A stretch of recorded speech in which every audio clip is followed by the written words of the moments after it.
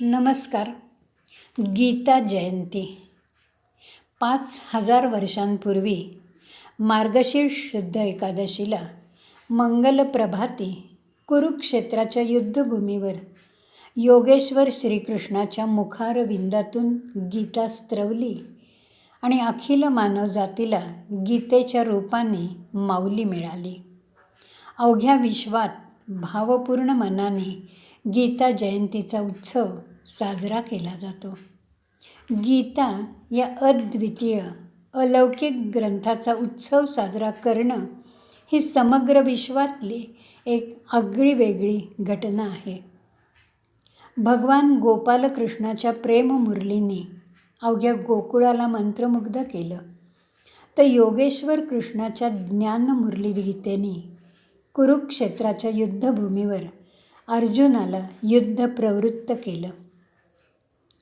कृष्णस्तु भगवान स्वयं अशा गोपालकृष्णाच्या मुखावाटे निघालेल्या गीता या दिव्य ग्रंथाने जीवन शांतपणे आनंदाने जगण्याची दिशा दाखवली.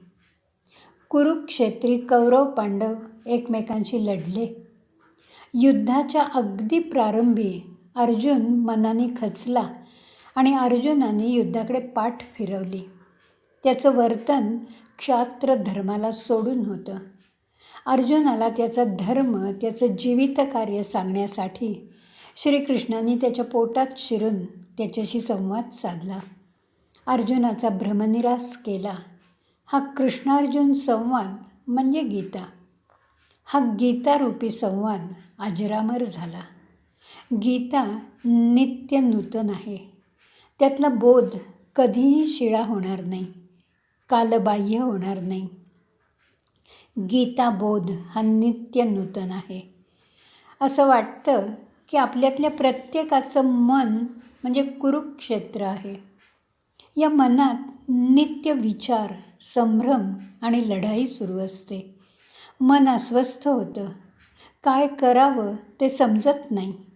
अशा वेळेला मनाला विवेकाचा लगाम घालून कुणाच्या तरी समर्थ आधाराची गरज असते. अशा वेळी मनाच्या कुरुक्षेत्रावर संघर्षाचं जे नाट्य घडतं, त्यावेळी भगवंताचं आगमन होतं आणि गीतारूपी प्रसाद मिळतो. मन शांत स्थिर होतं. समचित्तामुळे मन योग्य दिशेने वाटचाल करतं. नित्य नवा दिस जागृतीचा हा अनुभव येतो. गीतेतील बोधाचा आशय उलगडण्याची आपल्याला ताकद मिळते. आपल्या प्रत्येकात गोंधळलेला, मोह झालेला एक अर्जुन दडून बसलाय. गीता आपल्यातल्या प्रत्येकासाठी आहे याची साक्ष आपल्याला पटते.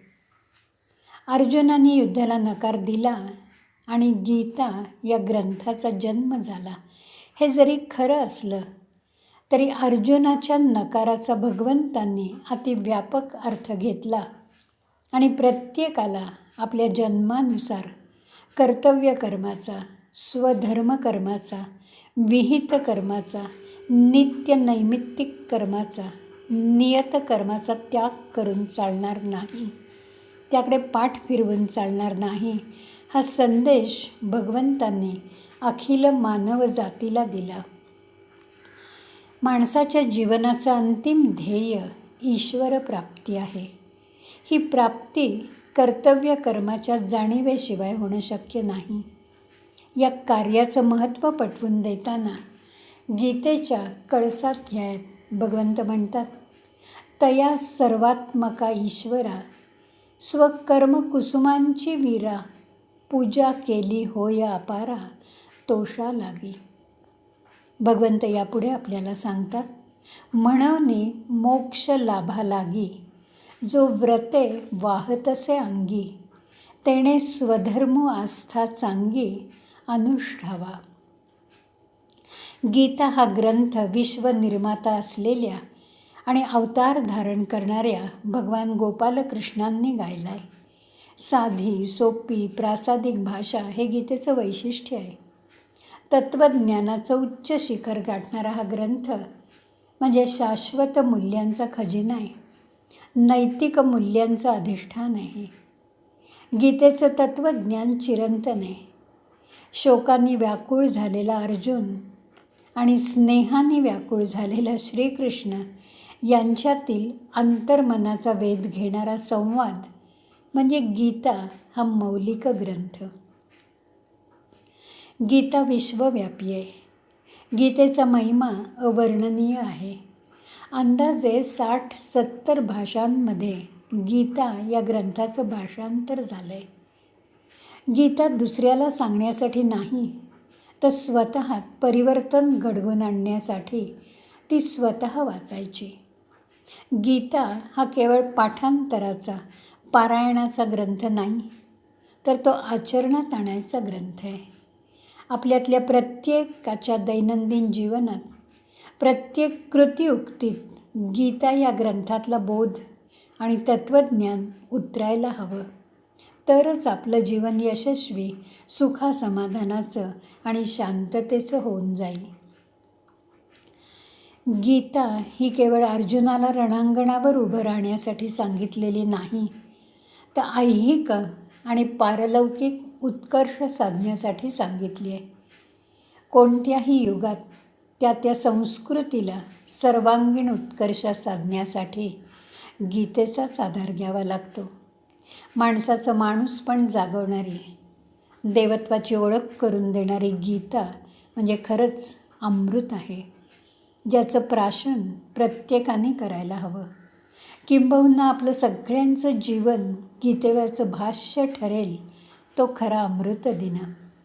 या अमृतदिनी गीता जयंती साजरी करण्याचं पुण्य आपल्याला जोडता यायला हवं. प्रत्येकाच्या जीवनात हा अमृत योग येणं ही खरी गीतेची फलश्रुती आहे. गीतेचा प्रारंभ धर्मक्षेत्रे कुरुक्षेत्रे या श्लोकांनी होतो. प्रेमाचं तत्त्वज्ञान सांगणारा हा श्लोक खूप महत्त्वाचा आहे. आपल्या जीवनातल्या प्रत्येक कृतियुक्तीला, कर्तव्याला प्रेमाची पार्श्वभूमी पाहिजे. प्रेमाशिवाय जीवन व्यर्थ आहे. प्रेम ही जगण्याची खरी शक्ती आहे. कुरुक्षेत्रे म्हणजे कुरु राजाने ही जमीन लागवडीखाली आणली, म्हणून ते झालं कुरुक्षेत्र. या ठिकाणी परशुरामाने 21 वेळा उद्दाम क्षत्रियांना कंठस्थान घातलं. परशुरामांनी ही भूमी पवित्र केली. परशुरामांच्या पराक्रमामुळे क्षत्रियांचा उद्दामपणा नष्ट झाला. त्यामुळे भारतीयांना ही जमीन पवित्र वाटते. आपलं शरीर हे कुरुक्षेत्र आहे. पहाटेपासून रात्री झोपेपर्यंत आपण सतत काही ना काहीतरी काम, हालचाल, कार्य करत असतो. आपण काहीतरी हालचाल म्हणजे कार्य केल्याशिवाय राहू शकत नाही. या शरीररूपी कुरुक्षेत्रावर आपण चांगल्या पवित्र मनाने काहीतरी केल्यामुळे शरीर हे कुरुक्षेत्र झालेलं आहे. शरीररूपी कुरुक्षेत्र पावन आहे. शरीर पवित्र होण्यासाठी नित्य केलेल्या सत्कार्याची गरज आहे. सत्कार्य म्हणजेच आपलं जीवित कार्य. प्रत्येकाला जन्माला घालताना विधात्याने त्याच्या हातून घडणाऱ्या कार्याची विशिष्ट आखणी केलेली असते. त्या कार्यानुसार आयुष्यभर वाटचाल करण्यासाठी आपल्याला खरी ओळख होण्याची गरज असते. आपल्याला ओळख होणं म्हणजेच अध्यात्म. जन्मतःच मिळालेल्या या सामर्थ्याची आपल्याला जाण हवी. या सामर्थ्याबरोबरच आपल्या मर्यादेचंही डोळस भान आपल्याला हवं. बरेचदा बंधनात प्रगती असते. आपल्या वाटेला आलेलं जीवन शांत, आनंदी आणि समाधानी मनाने स्वीकारणं म्हणजे अध्यात्म. ठेविले अनंते तैसेची राहावे, चित्ती असू द्यावे समाधान. आपलं शरीर हे कुरुक्षेत्र असून ते धर्मक्षेत्र बनायला हवं. त्यासाठी मी कुणी नाही, भगवंत आहे याची जाणीव व्हायला लागते. करता करविता भगवंत आहे हा विवेक झाल्याशिवाय अहंकाराला कधी मरण येत नाही. गीता वाचण्यापूर्वीची मी गीता वाचतानाची मी आणि गीता वाचून झाल्यानंतरची मी यात काही फरक पडतो का, हे आपलं आपणच शोधायला हवं. स्वतःचा धांडोळा तटस्थ वृत्तीने घेता यायला हवा. समर्थ रामदास स्वामी म्हणतात, अवगुण सांडिता जाती, उत्तम गुण अभ्यासिता येती. गीता वाचून वाचणाऱ्याचं तेज वाढतं. स्वतःची स्वतःला ओळख झाल्यामुळे परिवर्तनाला सहजपणे सामोरं जाता येतं. जीवनात वाट्याला आलेलं दान शांतपणे मान्य करण्याची वृत्ती वाढते. त्यामुळे जगणं आनंदाचं होऊन जातं. ज्यांना सत्तेचा मोह असतो, जो आपल्या अहंकाराला आपणच खतपाणी घालतो, ते धृतराष्ट्रासारखे नित्य आंधळे असतात.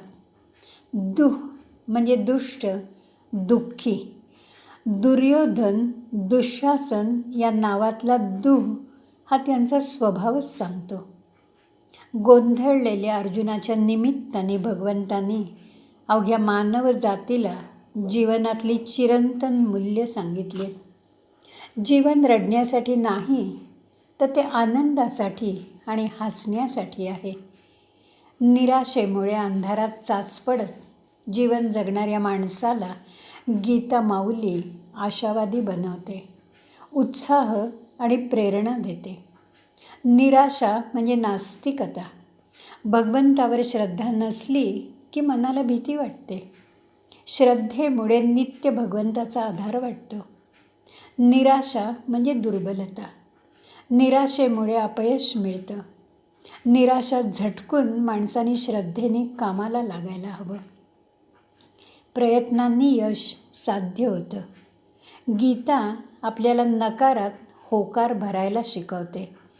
भगवंताशी आपलं मन आणि आपलं जीवन जोडता यायला हवं. जीवनाच्या प्रत्येक वळणावर भिन्न भिन्न परिस्थितीत कसं जगायचं हे सांगणारी गीता म्हणजे सुखाचा, शांतीचा, समाधानाचा मूलमंत्र आहे. लहान बालकापासून संन्याशापर्यंत गीता सगळ्यांना विवेक सांगते. विद्यार्थी, शिक्षक, कार्यकर्ता, स्त्री, साधक यासारख्या प्रत्येकाला गीता कर्मयोग, ज्ञानयोग यासारख्या योगांशी जोडते. गीता माणसाला सुखी होण्याची मानसशास्त्रीय जीवनकला सांगते. माणुसकीची गुरुकिल्ली प्रत्येकाच्या हाती देते. यशाचा मंत्र शिकवते. गीता आपल्या आनंदी जीवनाची जडणघडण करते. श्रद्धेय गुरुदेव रानडे म्हणतात, गीतेच्या अभ्यासाने, मनन चिंतनाने आपल्या चित्ताची शुद्धी होते. बुद्धी स्वच्छ होते. आत्मा पवित्र होतो. गीता नित्य नूतन आणि चिरंजीवी आहे. गीता अमृत आहे. हे गीतामृत प्रत्येकाने रोज श्रद्धेने प्राशन करायला हवं. धन्यवाद.